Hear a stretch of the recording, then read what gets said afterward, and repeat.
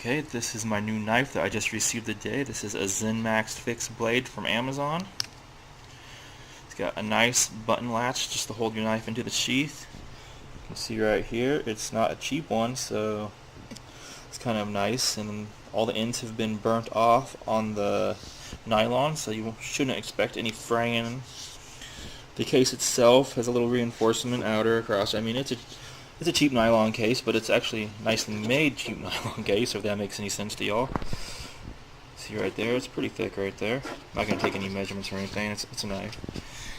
You can see the handle. This is the micarta handle. Micarta is supposed to be almost indestructible. I have some Tops knives that have drill bow indentations in them, and they just last forever. So if this is actually micarta, this is going to be a very durable handle. I'll let you guys know after I beat the crud out of this. It's got a full shank. You can see the shank there.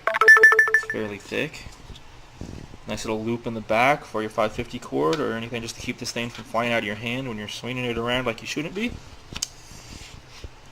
Now the metal in this handle right here, you can see it's got some scratches and stuff in it, so this might have went through the warehouse, and not so sure on the finishing, but since I got this to beat it up, I always have issues. I buy these knives, they're like $200, get them home, sharp as heck, sharp as can be, but I don't want to use them because I spent so much money on them. I'm afraid I'm going to mess them up. Kind of like buying a Porsche versus a Pinto, you know? So here's the blade. You can see the waves of it looks like a pressed blade, the way they made this. So this has, it's supposed to have the really nice, it's a high-end steel, a 7CR17 MOV, which is usually used on cheap survival knives, but a high-quality steel. So you can look that up on Google. I've done a little bit of research on it, and that's kind of why I bought this knife, because I have some Gerbers that can't hold an edge. I'll sharpen them next day. I don't even use them. Damn things are dull. So Portland, stop sending your stuff out. Start making yourself again, Gerber. So you can see again right there, full shank. We got the carbon back, so it doesn't slip when you're using it, working with this. Also, it's kind of nice right here. You don't have the blade all the way down. It fits nice in your hand, but this is also so you can attach this and use this like a spear. So when you tie it down, you don't cut your rope or 550 cord that you're using to make your spear out of. A lot of knives are missing that and causes some issues. They're branded right there, but you might notice there is no stamp that says made in China. It is made in China. There's not even a stamp that tells me that this actually is the metal that it says. So I'm going to take their word on it. I'm going to have to use it and let you know. But for the price, this knife ain't bad. So it's a little, I've used it a little bit just to see. There's just some marks from water stains on it. So apparently it water stains pretty good. It feels nice in my hand. It's got a lot of weight. It's 212 grams. So it's a little bit heavier than what they say. They say it's 7.4 ounces. It's like 200.1 gram or something. 200, somewhere around there. I'm not going to do the math. But it's kind of nice. I'm going to try to take this apart later. I might do an updated video.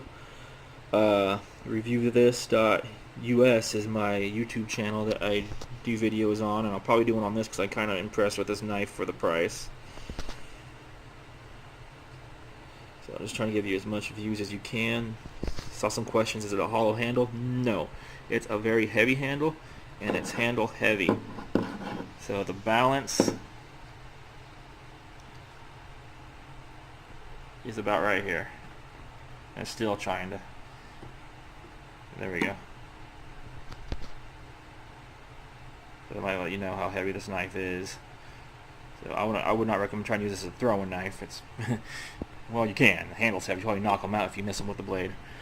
But for a survival knife that you might actually use every day, this is probably the utility fixed blade knife for you. I mean, I like it. It's not perfect, but also think about the price. This ain't a $200 knife. It's not a $150 knife. It's not even a $50 knife. It's below $30, and for an under $30 knife, I'd compare this to the Gerber, and my Gerber doesn't stand up to anything. So I'm going to take this on my arm really quick and just show you. Just kidding. Takes the hair off my arm and all the dead skin too. But I have not sharpened this. What I do recommend you get a knife like this, it's not going to be as sharp as it can be. So get on Amazon, buy yourself one of these ceramic honers, hit it with it, and you'll keep this thing razor sharp. Just keep it maintained, put a little bit of oil on it. Even though it's stainless steel, I have plenty of stainless steel knives that I don't use them over time, around the screws and stuff. Those aren't stainless and they rust. So this is what you get. I also have pictures and everything, but if you find this helpful, please hit helpful on the bottom, and I'll try to answer any other questions if you have any other questions on this knife. I recommend it. I say beat this knife up and use it. Get it, beat it up, scratch it up. Don't regret it. It feels nice in your hand. So thank you very much, Sean Spangler. Have a wonderful day.